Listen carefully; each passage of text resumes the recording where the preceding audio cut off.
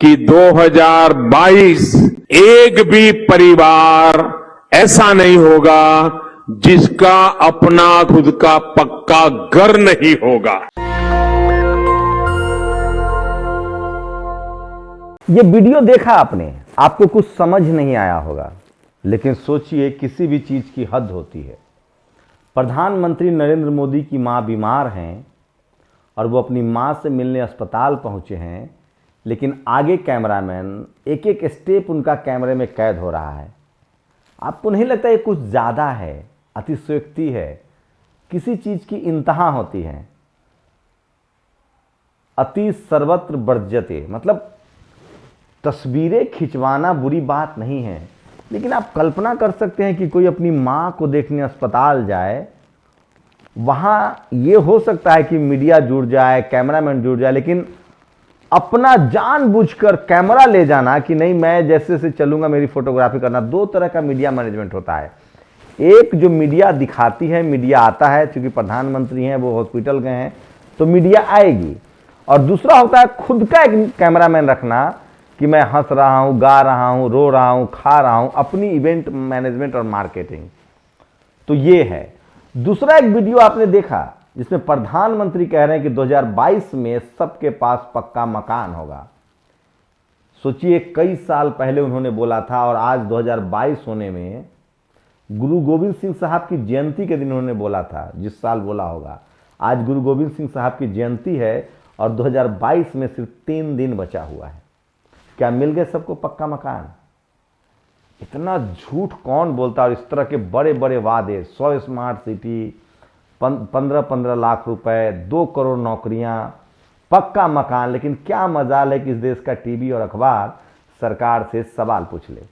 सरकार का क्या होगा ये मुझे नहीं पता, सरकार रहेगी चलेगी, लेकिन इतना तय है कि आम जनता का तेल निकल रहा है।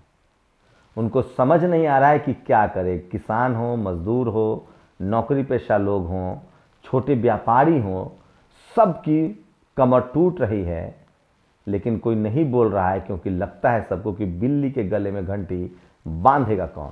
नमस्कार, मैं शंभू कुमार सिंह और आप देख रहे हैं नेशनल दस्तक। वो तमाम बड़ी खबरें जो सोशल मीडिया पर वायरल है, मैं आपके लिए एक साथ लेकर आया, और ये वो खबरें हैं जो आपको सुनना चाहिए, देखना चाहिए। सोचिए कि किस तरह से इस देश में लगातार झूठ बोला जाता है। प्रधानमंत्री के इस वादे का और मां को कैमरा लेकर मिलने जाने पर आपकी क्या प्रतिक्रिया, जरूर दीजिएगा। दोनों खबर दिखाऊंगा, लेकिन एक एक खबर सुनिए जो आपके लिए जरूरी है। सोचिए, ये एक शख्स है जो टेलीविजन चैनल का संपादक है, इंडिया न्यूज का। ये लिख रहा है कि मैं जहां से आता हूं वो नगरी मां अहिल्याबाई होलकर जी की इंदौर नगरी है। औरंगजेब के लोहे के चने चबाने वाली मां अहिल्या का आशीर्वाद आज वाराणसी में प्राप्त हुआ। सोचिए, ये शख्स, इसका नाम प्रदीप भंडारी है। माता अहिल्याबाई होलकर का जन्म 31 मई 1925 को हुआ था और औरंगजेब की मृत्यु 1707 में हो चुकी थी। अब बताइए उन्होंने कैसे लोहे का चने चबाया होगा। आज गुरु गोविंद सिंह साहब की जयंती मनाई जा रही है। उन्होंने 14 लड़ाइयां लड़ी, 13 किताबें लिखी, एक भी लड़ाई नहीं हारे। उनको छल, परपंच और साजिश से मारा गया, वो शहीद हुए। उनके बच्चे की शहीदी हो गई। आपको पता है किसने मुखबिरी की थी? कौन था वो गद्दार? मैंने गुरु गोविंद सिंह साहब की जयंती पर वीडियो बनाया, सुनिएगा जरूर। और आज गुरु गोविंद सिंह साहब को मुगलों के युद्ध के नाम पर भारत के वर्तमान में रह रहे मुसलमानों को निशाना बनाया जा रहा है। जबकि आपको बता दूं कि गुरु गोविंद सिंह साहब ने 13 युद्ध हिंदू राजाओं के खिलाफ लड़े जो अत्याचार कर रहे थे। अपने राजपाट की बढ़ोतरी के लिए उन्होंने युद्ध नहीं लड़ा, दूसरे प्रजा के लिए, दूसरे लोगों की मदद के लिए युद्ध लड़ा। मुगलों से भी उन्होंने दूसरों को बचाने के लिए लड़ा। जब हिंदू खतरे में थे मुगल से, तब उनके पिताजी गुरु तेग बहादुर ने अपनी शहादत दी दिल्ली आकर, और गुरु गोविंद सिंह साहब ने भी मुगलों से लड़ा, क्योंकि हिंदू खतरे में थे। तब उस समय हिंदू जैसा कुछ होता नहीं था। उस समय तमाम जो वैदिक धर्म के मानने वाले थे, ब्राह्मण थे, वो खतरे में थे। उनकी लड़ाई लड़ी उन्होंने। लेकिन सोचिए कि उनकी मुखबिरी हिंदुओं ने की, वो भी ब्राह्मण हिंदुओं ने। इतिहास है, जैसे शिवाजी महाराज पर ब्राह्मण हिंदू ने हमला किया था, कुलकर्णी ने। भगत सिंह की मुखबिरी की, शहीद चंद्रशेखर आजाद की मुखबिरी की, सब कुछ दस्तावेज है, इसलिए कह रहा हूं गड़े मुर्दे मत उखाड़िए। खैर, शादी प्रज्ञा पर भड़काऊ बयानबाजी के लिए एफआईआर हो गई है। उन पर पहले से ही मालेगांव ब्लास्ट का केस चल रहा है। सोचिए, शादी प्रज्ञा ओबीसी कम्युनिटी से आती है, कुशवाहा समाज से। इनको पता ही नहीं है कि एससी एसटी ओबीसी की तरक्की, किसानों की तरक्की, जाट पटेल मराठा गुर्जर ठाकुरों की तरक्की होगी पढ़ने लिखने से, कलेक्टर जज बनने से, चीफ मिनिस्टर बनने से। इनको पता ही नहीं है कि इस देश में मीडिया, जुडिशियरी, कॉलेज, यूनिवर्सिटी पर 7 पुश्तों ने कब्जा कर रखा है, और जो लोग हिंदू मुस्लिम की राजनीति कर रहे हैं उससे बहुजनों का नुकसान हो रहा है। इनकी बोली नहीं फूटेगी ओबीसी रिजर्वेशन खत्म होने पर। सोचिए, सबसे बड़ी poster girl, Hindu poster girl Uma Bharti ji OBC community से आती है। विनय कटियार, कल्याण सिंह, सबका इस्तेमाल हुआ, थ्रो कर दिया गया। जब से जात धर्म की राजनीति शुरू हुई है, किसान जातियों की बात करने वाला कोई नहीं रहा। आरएसएस ने निगल लिया है। अब कोई जाटलैंड हो, मराठा हो, कोई प्रधानमंत्री नहीं बन सकता इस देश का। तो सोचिए, मैं इसीलिए कह रहा हूं। और ये देखिए, प्रधानमंत्री के भाई प्रहलाद मोदी और उनके परिवार की भीषण सड़क दुर्घटना में बाल बाल जान बच गई। वो तो शुक्र मनाइए कि वो मर्सिडीज से जा रहे थे। और चंद्रशेखर आजाद ने साहिब कमाल, सर्वसदानी, शहीद पिता दे पुत्र, शहीद पुत्रों दे पिता, एक महान योद्धा, सच्चे मार्गदर्शक, खालसा पंथ के संस्थापक, सत्य ज्ञान बलिदान एवं संघर्ष के प्रतिबिंब गुरु गोविंद सिंह जी के प्रकाश पर्व पर उन्हें सत सत नमन और सभी देशवासियों को लख लख बधाइयाँ। गुरु गोविंद सिंह साहब का पटना में जन्म हुआ था। यूपी की राजधानी लखनऊ की सड़क है जहां स्मार्ट सिटी के नाम पर हजारों करोड़ खर्च किए गए। ये देखिए, सड़क धंस गई है, कोई नहीं। और अब आइए, विवेक अग्निहोत्री का नाम सुना है, वही कश्मीर फाइल्स वाले। कश्मीरी पंडितों के दर्द को साझा करने वाले वैदिक कट्टर हिंदू विवेक अग्निहोत्री की बेटी मल्लिका अग्निहोत्री की तस्वीरें सोशल मीडिया पर वायरल है। बिकनी में बहुत खूबसूरत लग रही हैं, एक्ट्रेस हैं, वो तरक्की करे, लेकिन इस पर वो लोग क्या बोलेंगे जिन्होंने भगवा को एक धर्म से जोड़ दिया है। विवेक अग्निहोत्री की बेटी मल्लिका अग्निहोत्री की भगवा बिकनी पहनने चित्र सोशल मीडिया पर वायरल है। उसे ऐसा नहीं करना चाहिए, उसके संस्कारी पापा को बुरा लगेगा और उसके अनुपम खेर चचा तो किसी को मुंह दिखाने लायक नहीं रहेंगे। इस तरह से लोग तंज कर रहे हैं। और कांग्रेस की स्थापना पर तो आप सब कुछ बहुत कुछ जानते हैं। कांग्रेस की स्थापना पर तो आप सब बहुत कुछ जानते हैं, लेकिन क्या है जानते हैं कि हिंदू महासभा की स्थापना के समय अंग्रेजों के प्रति वफादार रहने की प्रतिज्ञा की गई थी। सावरकर इसी हिंदू महासभा के अध्यक्ष बने थे। ये मैं नहीं कह रहा हूं भैया, अशोक कुमार पांडे जो लेखक है उन्होंने कहा है, जाके उनका हिसाब किताब कीजिए। जब एससी एसटी एक्ट आई तो पूरे देश भर में एससी एसटी ने भारत बंद कर दिया तथा 2 अप्रैल 2018 को, वो भी बिना किसी नेतृत्व के। क्या ओबीसी जो देश की 50% से ज्यादा आबादी बनता है वो कभी जन आंदोलन कर पाएगा, या फिर वो मान लिया जाए कि ओबीसी को अब आरक्षण से ज्यादा राम मंदिर चाहिए? कांग्रेस के समय सुरक्षित रहा ओबीसी आरक्षण, बीजेपी के समय खत्म हो गया है। तो सोचिए, इस देश में जाट आरक्षण मांगते रहे, बीजेपी की वसुंधरा मुख्यमंत्री थी, गोली मरवा दी गई। माफ कीजिएगा, जाट मांगते रहे, खट्टर की सरकार थी, हरियाणा में गोली मरवा दी गई। गुर्जर आरक्षण मांगते रहे, बीजेपी की सरकार थी, गोली मरवा दी गई। मराठाओं को आरक्षण नहीं मिला। अब तो ओबीसी के आरक्षण खत्म हो रहे हैं, इकोनॉमिक वीकर सेक्शन का आरक्षण खत्म मिल गया। सोचिएगा जरूर। ये वो वीडियो देखिए, ये है प्रधानमंत्री का माताजी से मिलने का वो वीडियो, जिसमें वो चैनल के रिपोर्टर्स पत्रकार नहीं है, ये इनके मोदी जी के अपने जो मीडिया में सेल देखते हैं उनको है। तो एक एक कदम की फोटोग्राफी हो रही है। आप लोग कैसे सोचते हैं वो बताइएगा। और खड़गे जी आजकल न जाने क्या हो गया उनको, कभी एससी एसटी का बैकलॉग बताते, आज महंगाई बताया। गैस सिलेंडर 200 रुपये महंगा हुआ, दूध 10 रुपये, अरहर 10 रुपये, खाद तेल 15 से 20 रुपये, आटे के दाम 25% तक बढ़े। वंडरफुल ईयर नहीं, आम इंसान की रसोई के लिए तो ये डिस्ट्रेसफुल ईयर रहा। ये खड़गे साहब का ट्वीट है। और प्रज्ञा ठाकुर कुशवाहा ओबीसी हैं। आज तक उन्होंने ओबीसी हित में न कोई काम किया, न कभी एक शब्द बोला। हिंदू मुसलमान के अलावा उनके पास कोई काम नहीं है। ओबीसी लूट जाए या बर्बाद हो जाए उनको फर्क नहीं पड़ता। ओबीसी को चाहिए कि ऐसे नेताओं को रिजेक्ट करे, समाज का नहीं, वे किसी का नहीं। इनकी हरकतों से ओबीसी बदनाम होता है। ओबीसी तो मेहनत कश लोग हैं, मेहनत करके खाते हैं, शांति से रहते हैं, किसी से नफरत नहीं करते। ओबीसी राष्ट्र निर्माता है, उनकी मेहनत से देश बना है, वे अन्नदाता है, हर निर्माण में उनका पसीना है। और इस देश की सारी समस्याओं का जड़ ब्राह्मण है। सोचिए, ओबीसी के आरक्षण के खिलाफ 93 PIL डाले गए, सबके सब सवर्ण ब्राह्मण थे। और अब हल्द्वानी में एक ब्राह्मण ने याचिका डाल दी, अब 4300 लोगों के घर तोड़े जाएंगे। ब्राह्मण ने याचिका डाल दी, ब्राह्मण जज ने 4300 घर तोड़ने का आदेश दे दिया, जिससे करीब 50,000 लोग प्रभावित है। 40 वर्षों से रेल मिनिस्टर इंडिया की जमीन की क्यों याद नहीं आई? प्रोफेसर दिलीप मंडल को अटैक किया गया है। तो 2016 के चिन्हीकरण पर टूटेगा अतिक्रमण। तो इस देश में कौन लोग हैं जो देश को खुश नहीं देखना चाहते हैं?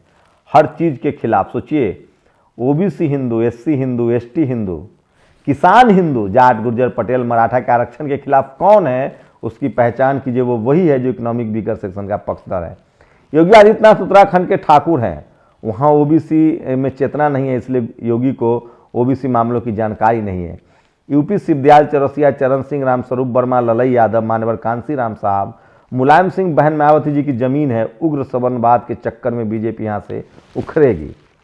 तो सोचिए कि दिलीप मंडल ने एक डेटा जारी किया है कि सबसे ज्यादा ओबीसी आरक्षण से कुर्मी, यादव, सोनार, इन लोगों ने फायदा लिया है। इनको सड़कों पर निकलना चाहिए। कुशवाहा।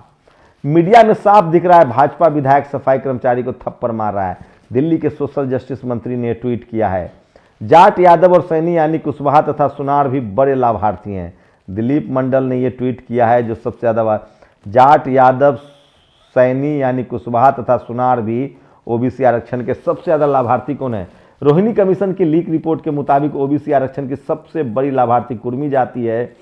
सबसे ज्यादा नौकरियों और पदों उसे मिला। आरक्षण गया तो सबसे बड़ा नुकसान उसी का है।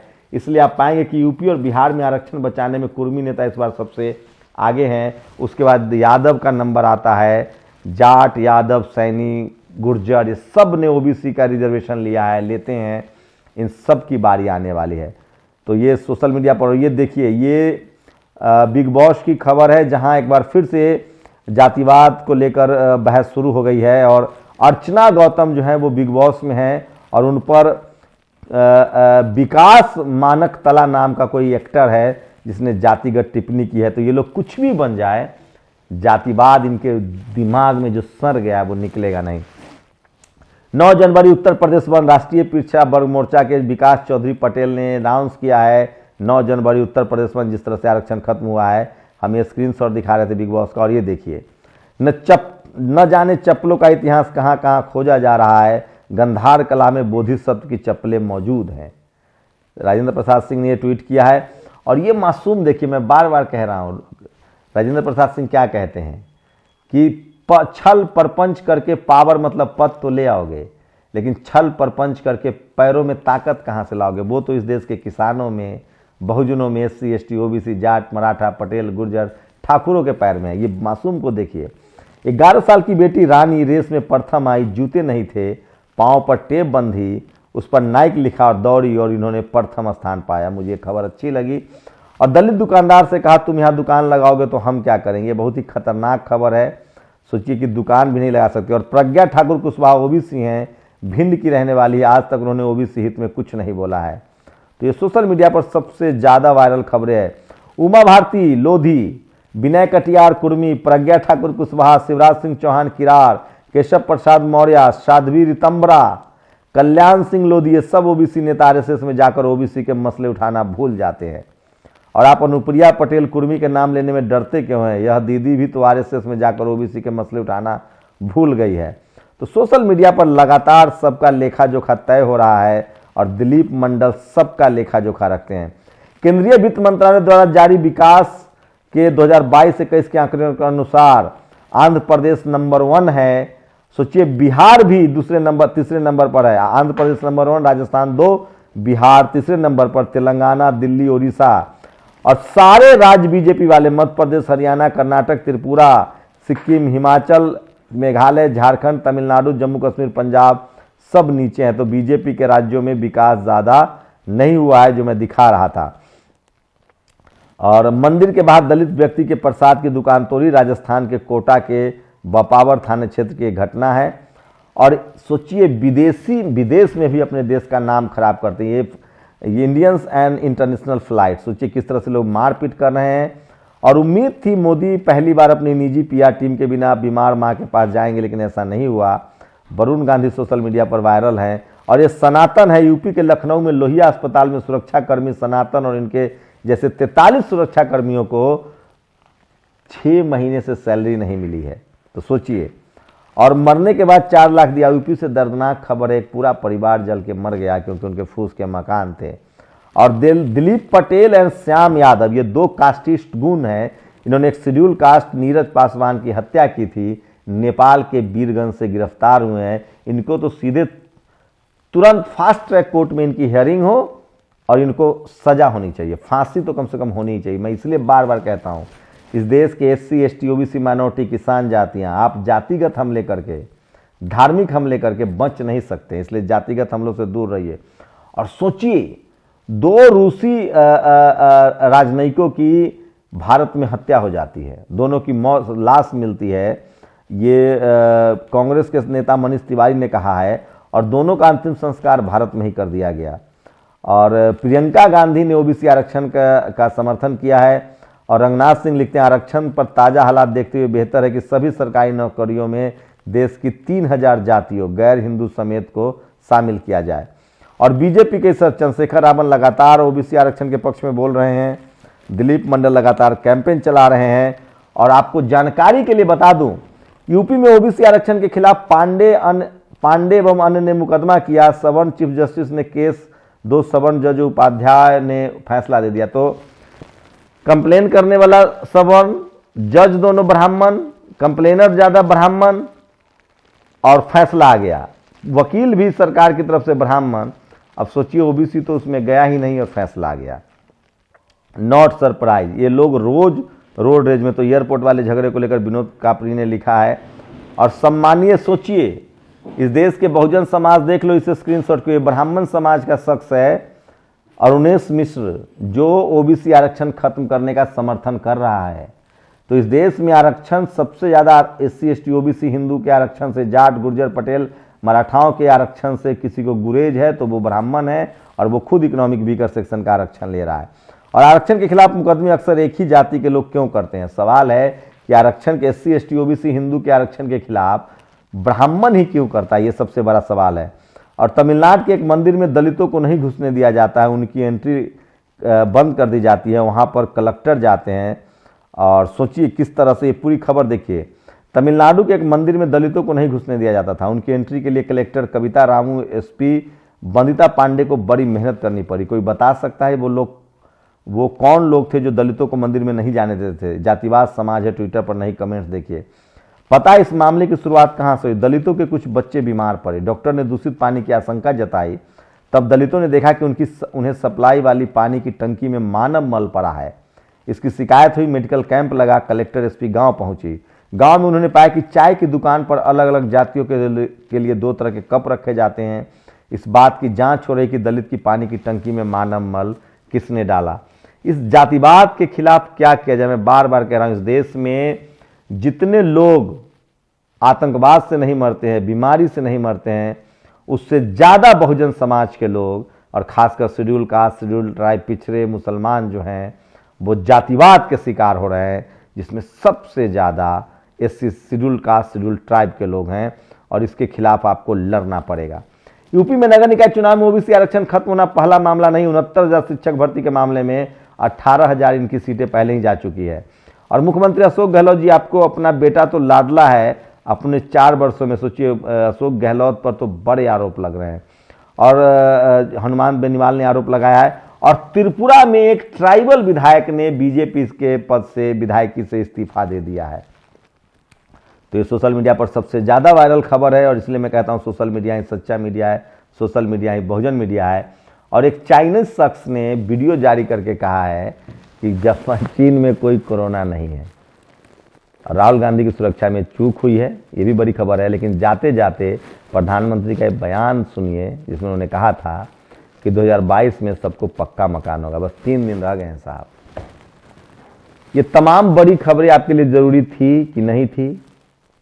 अपनी प्रतिक्रिया जरूर दीजिए। शुक्रिया। नेशनल दस्तक की आपसे गुजारिश है कि अगर इसको बचाना चाहते हैं तो नेशनल दस्तक को सब्सक्राइब करने के लिए रेड कलर के सब्सक्राइब बटन को दबाएं, फिर बेल आइकन की घंटी दबाएं। नेशनल दस्तक को बचाने के लिए बहुत जरूरी है कि हर खबर को शेयर करें, लाइक करें, कमेंट जरूर करें।